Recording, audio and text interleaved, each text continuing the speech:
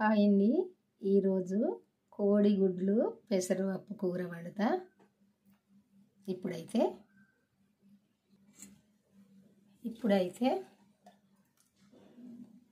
కొంచెం ఆయిల్ వేసుకుందాము. ఈ కోడిగుడ్లు వేపుకుందాము.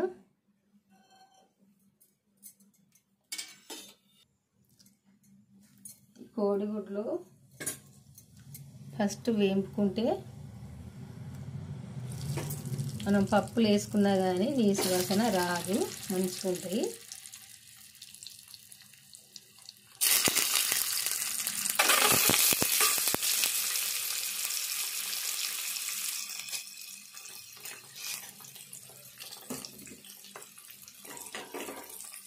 ఇవి కొంచెం వేపుకోవాలి.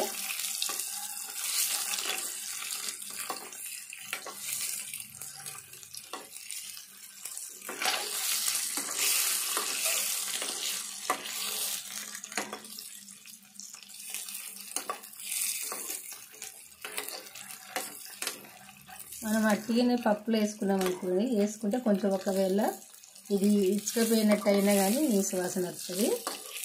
మనం వండుకునే కర్రీ మొత్తం వాసన వస్తుంది. ఇట్లా మనం వేపుకొని వేసుకునేది ఉంటే ఇవి అసలు ఇచ్చుకపోవు, ఇట్లా చిరిగిపోవు. చిరిగిపోతే స్మెల్ వస్తుంది, నీసుగా కూర అంతా. అందుకే కొద్దిగా ఇట్లా వేపుకోవాలి.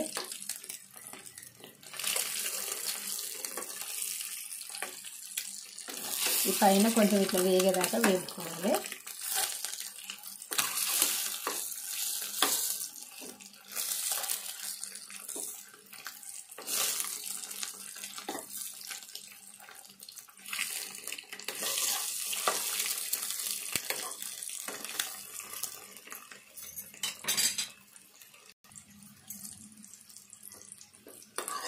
ఇట్లా వేగితే సరిపోతాయి.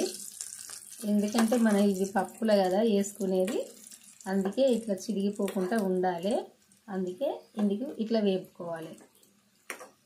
చిరిగిపోతే పప్పు కాబట్టి వాసన వస్తుంది, తినబుద్ధి కాదు. ఇట్లా వేపుకుంటే సరిపోద్ది.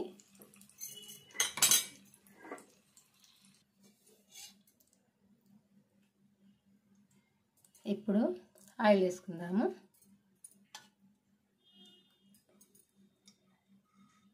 రెండు స్పూన్లు వేసిన, నేను వండే కూరకు సరిపోద్ది.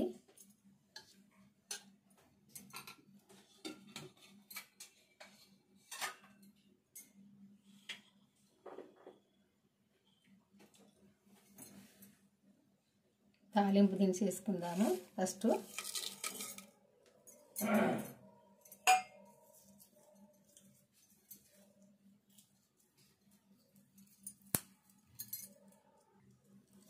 ఎల్లిపాయలు కూడా ఇట్లా సుంచేసుకోవాలి.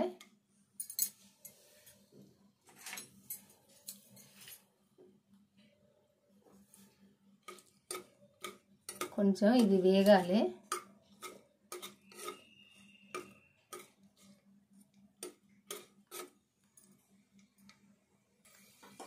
పప్పు కాబట్టి ఎల్లిపాయలు అయితే కంపల్సరీ వేసుకోవాలి.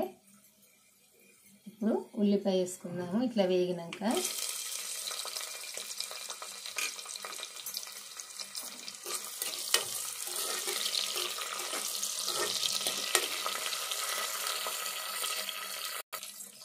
పచ్చిమిర్చి వేసుకుందాము.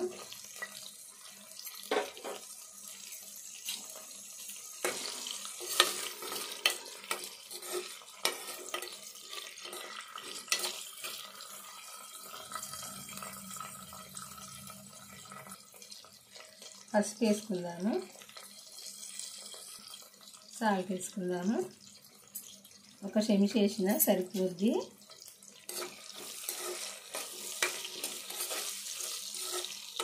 పచ్చిమిర్చి వేసిందంటే కంపల్సరీ సాల్ట్ అయితే వేసుకోవాలి, లేకుంటే చేదొస్తాయి.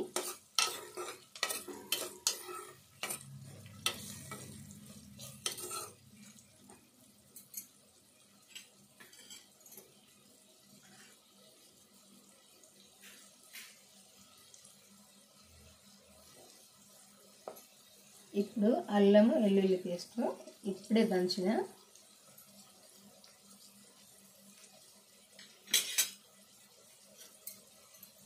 అంతా కూడా కలుపుకుందాము. ఇది కొద్దిసేపు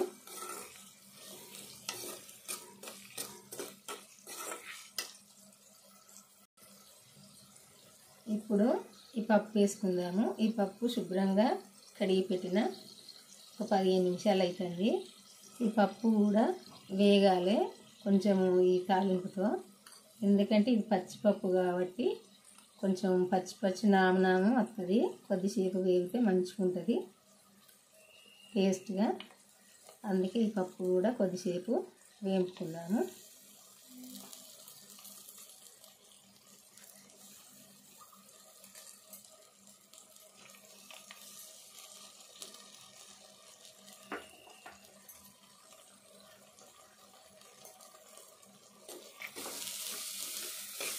కొంచెం దూరగా వేగాలి.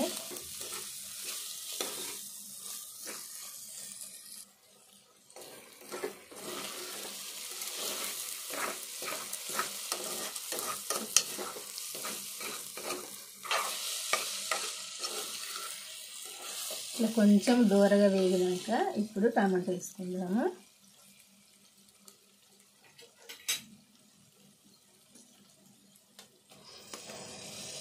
ఈ యొక్క పప్పుకు ఒక 3 టమాటాలు చిన్నవి కడిగి వేసుకున్నా. ఇది కలుపుకుందాము.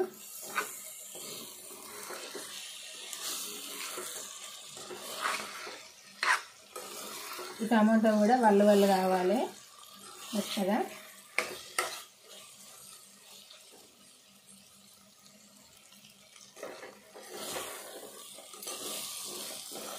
ఇప్పుడు ఈ టమాటో ఈ పప్పు ఇట్లా వేగాలి. ఈ టమాటా కూడా ఇట్లా మెత్తగా కావాలి.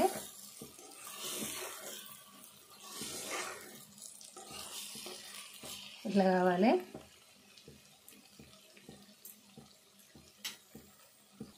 ఇప్పుడు ఇందులో కారం వేసుకుందాము. ఒక 5 పచ్చిమిర్చి వేసిన నేను.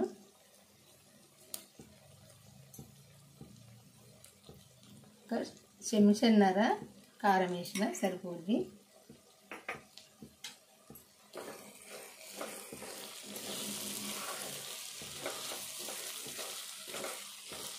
నేను వండే కూరకు సరిపోద్ది. ఒక కప్పు పెసరపప్పు, ఒక 3 టమాటాలు, 4 కోడిగుడ్లు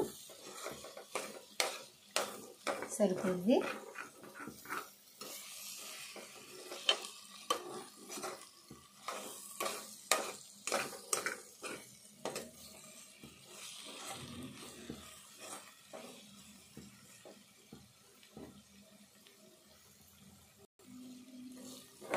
ఈ కారం కూడా కొద్దిసేపు ఈ పప్పుతో పాటు ఇట్లా కొద్దిగా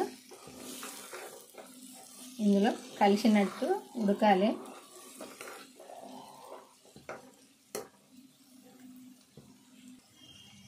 ఒక గ్లాసుడు వాటర్ వేసుకుందాము. ఎందుకంటే ఈ పప్పు ఉడకాలి కదా, మనం మంచినీళ్ళు తాగుతాం కదా, ఆ గ్లాసుతో ఒక గ్లాసుడు వాటర్ వేసుకోవాలి.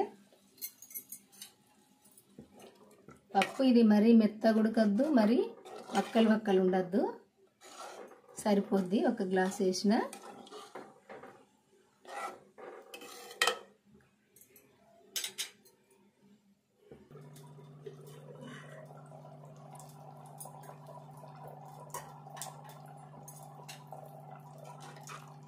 ఈ పప్పు కొంచెము ఉడకంగానే మనం ఫస్ట్ ఈ గుడ్లు వేపి పెట్టుకున్నాం కదా, ఇవి వేసుకోవాలి.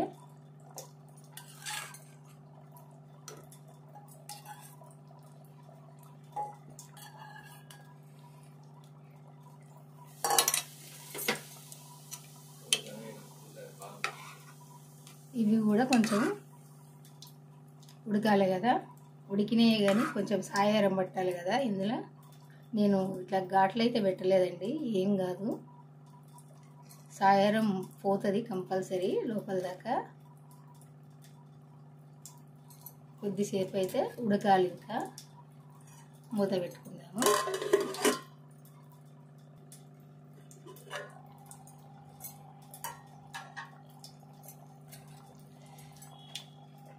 పప్పు ఇట్లా ఇది ఇట్లా ఆయిల్ పైకి వచ్చిందంటే దాదాపు ఉడికినట్టే అండి. ఇంకా కొద్దిసేపు ఉడికితే సరిపోద్ది.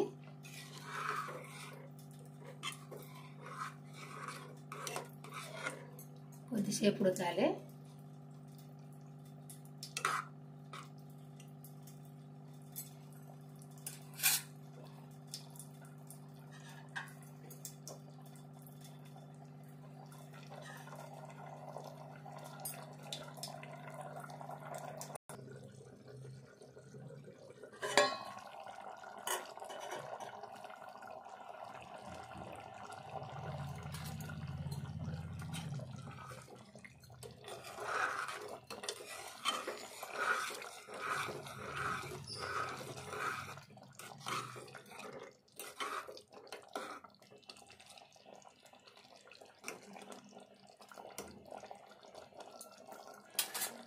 ఇప్పుడు కొంచెము కొత్తిమీర వేసుకుందాము.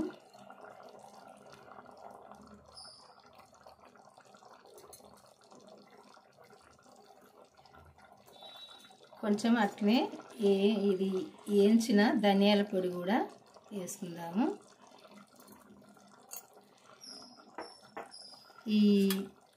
ఈ కూరలో వేయించిన ధనియాల పొడి అయితేనే మంచిగా ఉంటుంది.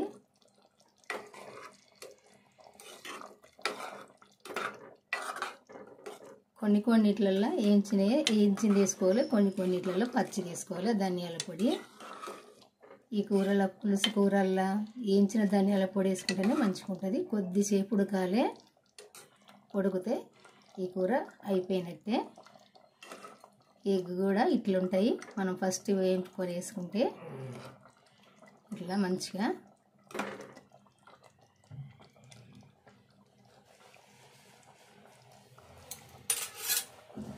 కొద్దిసేపు మూత పెట్టుకుందాము.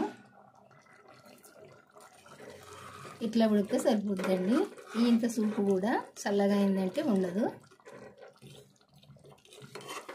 మనం ఇంట్లో ఏమి కూరగాయలు ఎక్కువ లేనప్పుడు 2 టమాటాలు ఈ గుడ్లు ఉంటే సరిపోతుందండి. కొంచెం పెసరపప్పు వేసి ఇట్లా వండుకోవచ్చు. శనగపప్పు అయినా పెసరపప్పు అయినా ఏ పప్పు వేసి వండుకున్నా కానీ మంచి టేస్ట్గా ఉంటుంది.